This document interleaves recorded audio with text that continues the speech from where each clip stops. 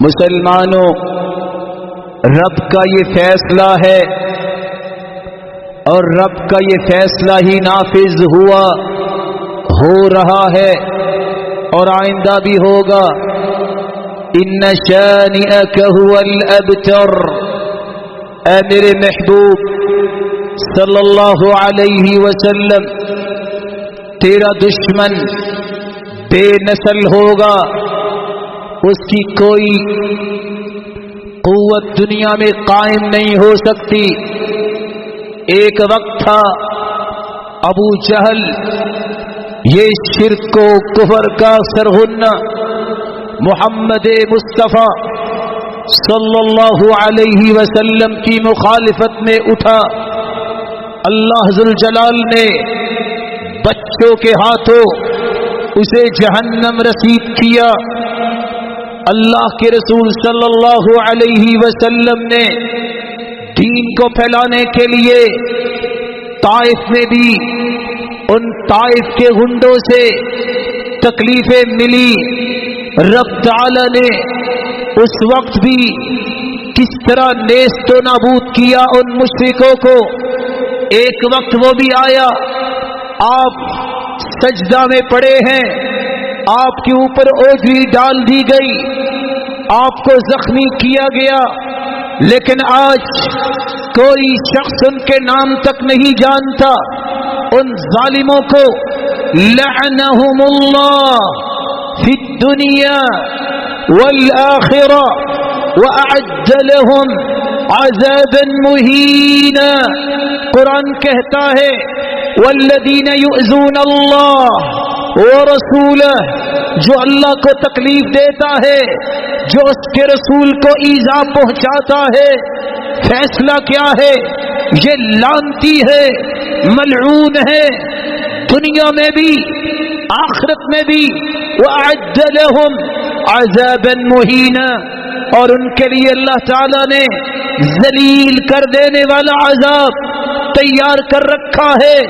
مسلمانوں، آج اسلام پہ اعتراض کرنے والوں کی پلید زبانوں کی بات تو آپ نے سنی۔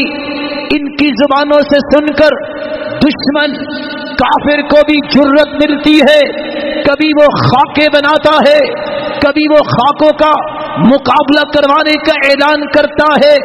ایک مسلمان ہونے کے ناطے سے ہمیں کیا کرنا ہے؟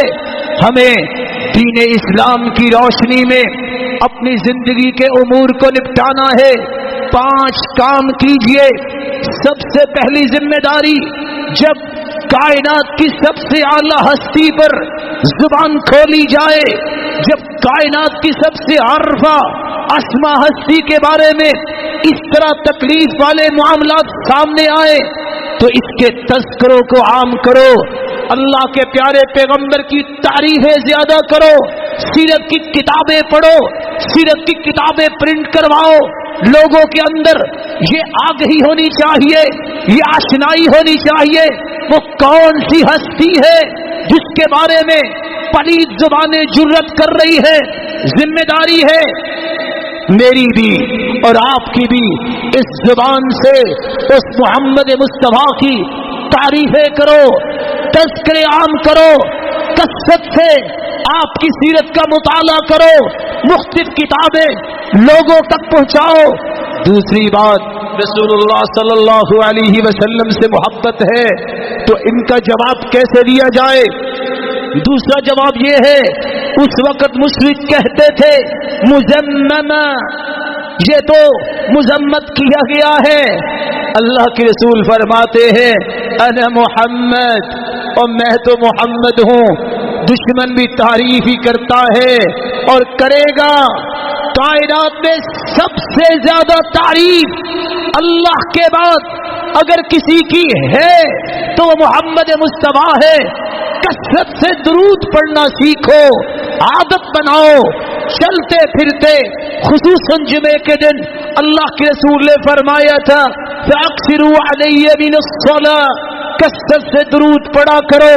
درود پڑھنے سے 10 نیکیاں تو ملیں گی، گناہ تو معاف ہوں گے، درجات تو بلند ہوں گے. وصلی اللہ علیہ وملائکتہ 70 صلاة فلیقل عبد من ذلك او لیکثر. تم ایک مرتبہ درود پڑھو گے، اپنی محبت کا یہ انداز پیش کرو گے، رب تعالیٰ کو پسند آئے گا. ایک مرتبہ درود کے مقابلے میں اللہ ذوالجلال اپنی 70 رحمتیں تم پہ نشاور کر دیں گے. تم ایک مرتبہ درود پڑھو گے. وَمَلَائِكَتُهُ 70 صَلَاةً، ایک مرتبہ درود پڑھو گے. کھربوں کی تعداد میں فرشتے، میں کھربوں کیوں کہہ رہا ہوں؟ روایت کہتی ہے بیت اللہ، اس کے اوپر آسمانوں میں بھی بیت المعمور ہے جس کا طواف فرشتے کرتے ہیں. جو ایک مرتبہ طواف کرتا ہے قیامت تک دوبارہ اس کی باری نہیں آئے گی. اور کتنے فرشتے ہوں گے؟ ملائکتوں، اللہ کے کھربوں فرشتے ایک مرتبہ درود پڑھنے کے نتیجے میں تمہارے لیے برکت، بخشش، مغفرت کی دعائیں کریں گے. اللہ کے رسول صلی اللہ علیہ وسلم نے فرمایا یہ محبت کا انداز چھوٹا نہیں. اگر صبح اور شام 10 مرتبہ درود پڑھ لو گے، خوش ہو جاؤ. قیامت کی ہول ناکیوں میں جب کوئی کسی کو پہچانے گا نہیں، میں محمد تمہاری سفارش کروں گا. یہ نذرانہ چھوٹا نہیں، یہ اللہ کے رسول کی محبت کا انداز معمولی نہیں. کثرت سے درود پڑھیے. اللہ کے رسول صلی اللہ علیہ وسلم نے فرمایا اذا تکفى همك ويغفر لك ذنبك. کثرت سے درود پڑھو، کیا نتیجہ نکلے گا؟ زندگی کے سارے گناہ معاف ہو جائیں گے، سارے غم چھٹ جائیں گے. یہ کون کہہ رہا ہے؟ یہ وہی ہستی کہہ رہی ہے.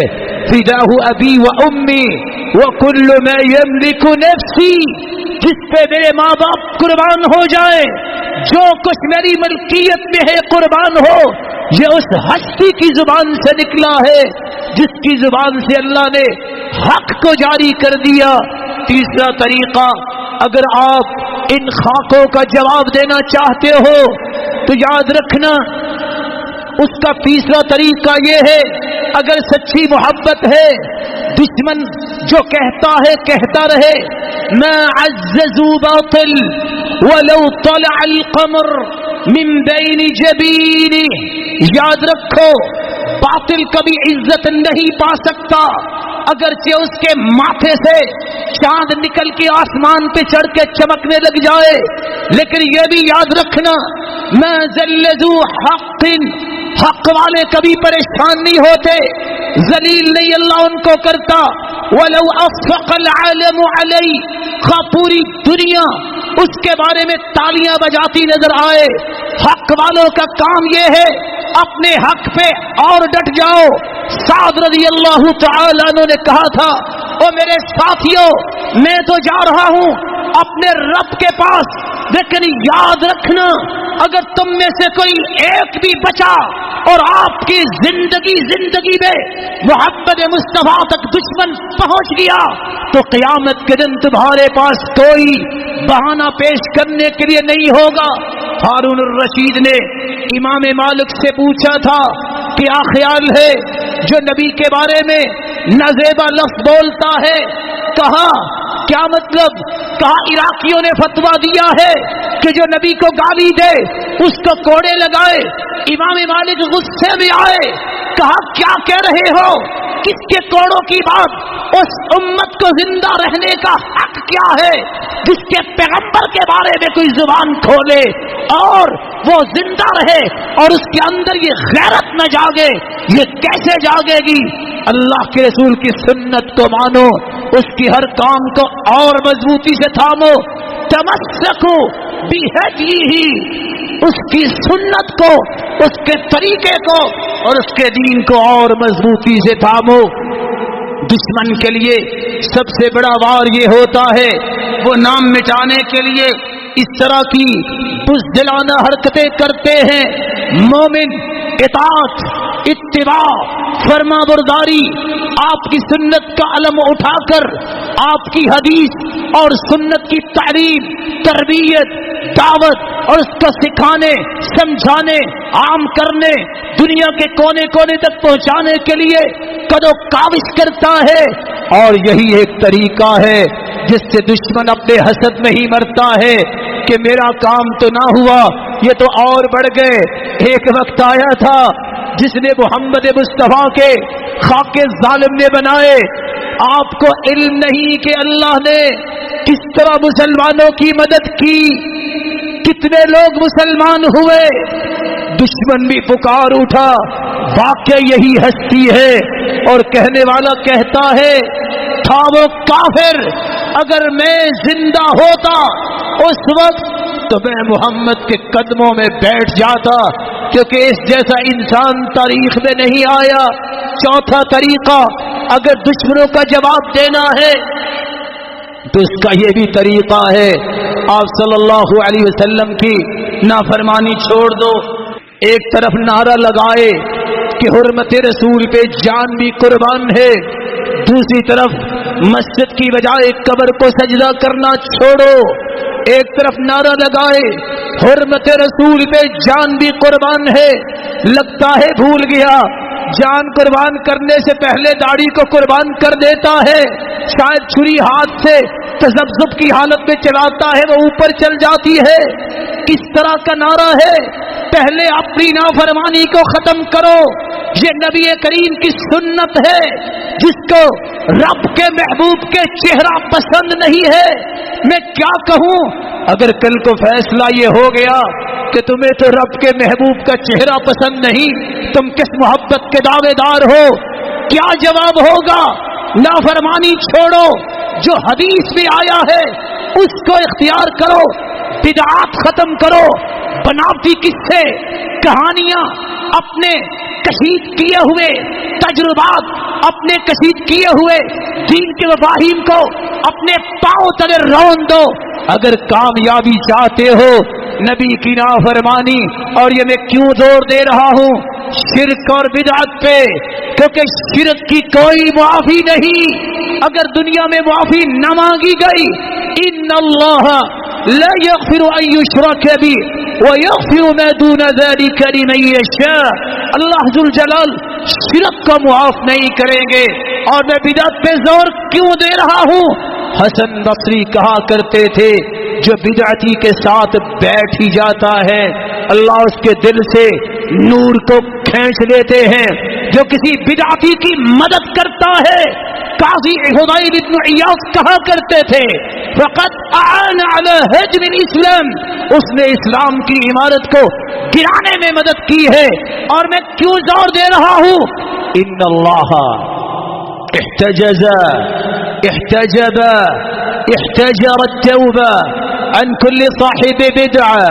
بدعتی کی توبہ ہی قبول نہیں اللہ فرماتے، اللہ دیکھنا بھی پسند نہیں کرتے. حسن بصری فرماتے ہیں حتی یدعها، بدعتی جب تک بدعت چھوڑ نہیں دیتا اس وقت تک اس کی عبادت کیا، اس کی توبہ ہی قبول نہیں.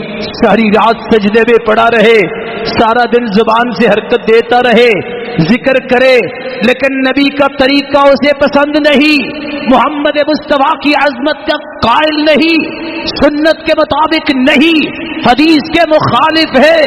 یاد رکھنا اس کی تو توبہ قبول نہیں.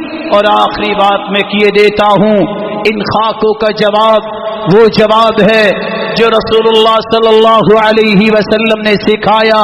تمہیں جہاد کرنا ہوگا. کون سا جہاد؟ جس کو اسلام جہاد کہتا ہے. اسلام نے 13 قسم کا جہاد بیان کیا ہے. اللہ کے رسول صلی اللہ علیہ وسلم کے جہاد کی بابت ابن القیم لکھتے ہیں آپ نے 13 درجے کا جہاد کیا. جہاد النفس علی تعلم الدین، دین کو سیکھنے میں کوشش اور جہاد کرو. وعلی عمل بہ، وعلی العمل بہ، علم سیکھنے کے بعد اس کے مطابق عمل کرنے کا جہاد نفس کے ساتھ کرو. وعلی امور الدعوہ، اس دین کو آگے پھیلانے کے لیے دعوت کے میدانوں میں نکل کے جہاد کرو. چوتھا جہاد وعلی صبر المشاق الدعوہ، ان دین کو سیکھنے، سکھانے، عمل کرنے اور پھیلانے میں جو مشقتیں آئیں ان کو صبر سے، برداشت سے اپنی زندگی کا حصہ سمجھیے اور اجر کی اور نیکی کی امید رکھیے. پانچواں طریقہ جو ابن القیم بیان کرتے ہیں، شیطان سے بھی جہاد کرنا ہے. جہاد الشیطان علی دفع ما یلقی الشیطان فی من الشبہات والشکوک. انسان کے دل میں دین کے بارے میں جو شک، جو شبہ شیطان پیدا کرتا ہے، الہادی لوگ آج بھی منظر عام پہ دندناتے پھرتے ہیں. ان شبہات کو دل سے نکالنا، دین پر اعتماد، دین پر یقین کرنا، یہ دل کا جہاد ہے، شیطان سے بھی جہاد ہے. اور چھٹا جہاد علی دفع ما یلقی الشیطان فی قلب المؤمن من الشہوات. دل میں غلط خواہشیں، شہوتیں پیدا شیطان کرتا ہے، ان کو کریٹ کے نکال دینا یہ جہاد کا چھٹا حصہ ہے. امام ابن القیم فرماتے ہیں، اللہ کے رسول کا فرمان ہے، جاہدو المشرکین، مشرکوں سے جہاد کرو، بِأَلْسِنَتِكُمْ، زبانوں سے حق گوئی، حق کو بیان کرو، شرک کے نقصانات بیان کرو، اس کے نقصانات اور اس کی ہلاکتوں کو بیان کرو.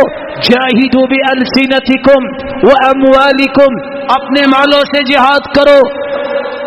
وَأَيْدِيكُمْ، تمہیں اللہ نے طاقت دی ہے، حکومت کی سرپرستی میں اپنے فوج کے دست و بازو بنو.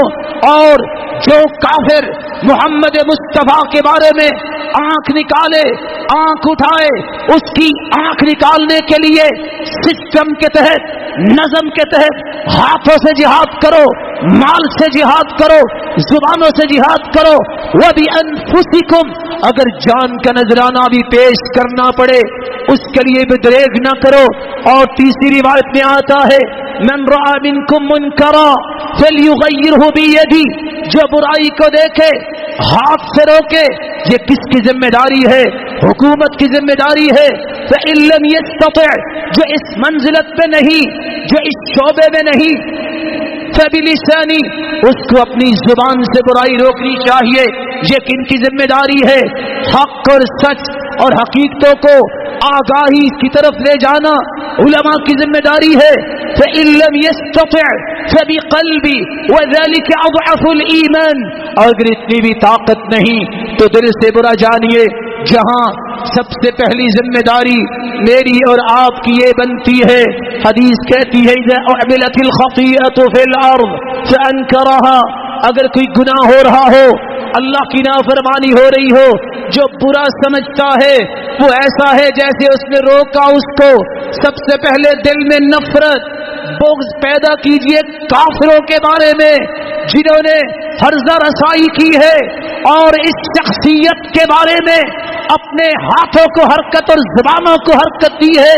دوسرا طریقہ، لوگوں کو بتاؤ کس ہستی کے بارے میں یہ باتیں ہو رہی ہے، جس ہستی کے بارے میں اللہ ذو الجلال نے قرآن میں فرمایا ہے یہ صرف مسلمانوں کے لیے ہی رحمت نہیں، پوری انسانیت کے لیے رحمت ہے. تیسرا طریقہ، میرے بھائی، اگر وقت آئے حکومت کے ساتھ، اس کی سرپرستی میں فوج کے ساتھ مل کر ہر وقت اپنے آپ کو تیار رکھو. دشمن ہندوستان ہو یا ہالینڈ ہو، کوئی بھی ہو، یا امریکہ ہو، اللہ کی رحمت سے مومن بزدل نہیں ہوتا.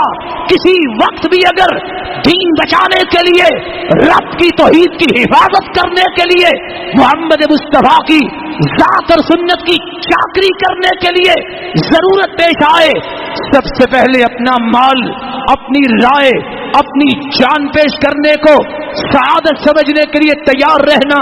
رب کے رسول کا فرمان ہے، علیکم بالجہاد فإنه باب من ابواب الجنہ یذہب اللہ بہ الہم والغم.